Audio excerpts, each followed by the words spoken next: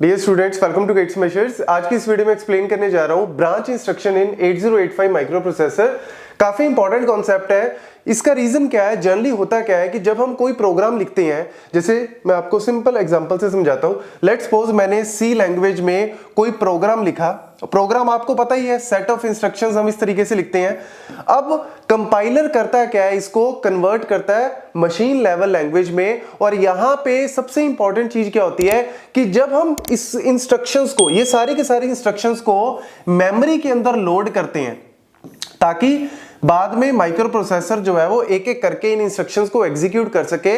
तो important concept यहां पे सबसे पहला क्या दिमाग में रखना कि जितने भी ये प्रोग्राम के अंदर इंस्ट्रक्शंस है वो सारी की सारी जब मशीन लैंग्वेज में कन्वर्ट हो जाती हैं तो वो मेमोरी के अंदर सीक्वेंशियल ऑर्डर में आती हैं। किस ऑर्डर में आती हैं? सीक्वेंशियल ऑर्डर में। मतलब कि लेट्स सपोज मेरे 1001 एड्रेस पे इंस्ट्रक्शन 1 आई, 1000 एड्रेस 2 पे लेट्स सपोज आप कह दो I2 आई, 1003 पे I3 आई, लाइक दिस। ठीक है, एक एक करके इस तरीके से हम इंस्ट्रक्शंस को सीक्वेंशियल ऑर्डर में रखते हैं। अब होता क्या है, प्रोग्राम काउंटर में आपको पता है कि सबसे पहले आपके पास जो इंस्ट्रक्शन को एग्जीक्यूट करना है उसका एड्रेस होता है, फिर हम उसको लोड करते हैं। ऑलरेडी ये कहानी मैं पहले बता चुका हूं। और फिर इंस्ट्रक्शन रजिस्टर में आती है, उसको डिकोड करते हैं। माइक्रो प्रोसेसर जो है वो इसको एग्जीक्यूट करता है, फिर प्रोग्राम काउंटर आपका नेक्स्ट पे चला जाता है, फिर नेक्स्ट पे चला जाता है। तो मतलब नॉर्मल एग्जीक्यूशन जो है वो आपकी एक एक करके सीक्वेंशियली होती रहती है। बट क्या हमेशा आपकी एग्जीक्यूशन सीक्वेंशियल होगी? ऐसा तो कोई जरूरी नहीं है। कई बार हम प्रोग्रामिंग में जैसे इफ एल्स का यूज करते हैं। इफ एल्स में हम लोग क्या करते हैं, जैसे इफ हम एक कंडीशन देते हैं, अगर तो कंडीशन ट्रू हो गई तो वो क्या होगा, अगर कंडीशन ट्रू हो गई तो इफ के अंदर जाएगा और एग्जीक्यूट करेगा।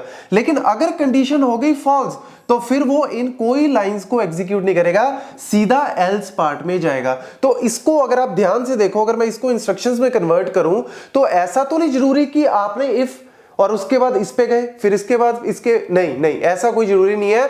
हो सकता है हमें कुछ लाइंस को, कुछ इंस्ट्रक्शंस को स्किप करना पड़े। तो यानी इसको हम क्या कहेंगे, एक तरह से मुझे जंप करना पड़ रहा है किसी और एड्रेस पे। मैं एक एक करके आगे नहीं बढ़ रहा, मुझे जंप करके किसी और एड्रेस पे जाना पड़ रहा है।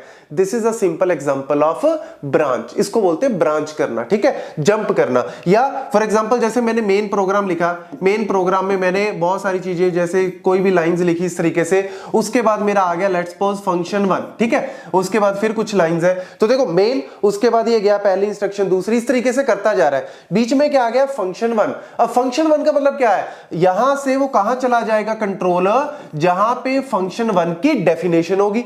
यहां पे हमने फंक्शन 1 को कॉल किया तो इससे नेक्स्ट इस पे जाएगा, अभी इस पे नहीं जाएगा नेक्स्ट वाली पे, पहले वो फंक्शन 1 पे जंप करके जाएगा जहां भी फंक्शन 1 की डेफिनेशन पड़ी है। फिर फंक्शन 1 को एग्जीक्यूट करके वहां से रिटर्न करेगा, फिर नेक्स्ट वाली इंस्ट्रक्शन पे जाएगा। तो एक तरह से हम क्या कर रहे हैं, जंप कर रहे हैं, किसी और जगह पे गो टू कर रहे हैं। गो टू स्टेटमेंट्स भी हम लोग यूज करते हैं। तो ये सारी की सारी एक सिंपल एग्जांपल है ब्रांच का। तो यहां पे अगर आप ध्यान से देखो तो ब्रांच में हमारे पास जो है वो दो तरीके से ब्रांच इंस्ट्रक्शन आती है। एक है हमारे पास अनकंडीशनल और दूसरी है कंडीशनल।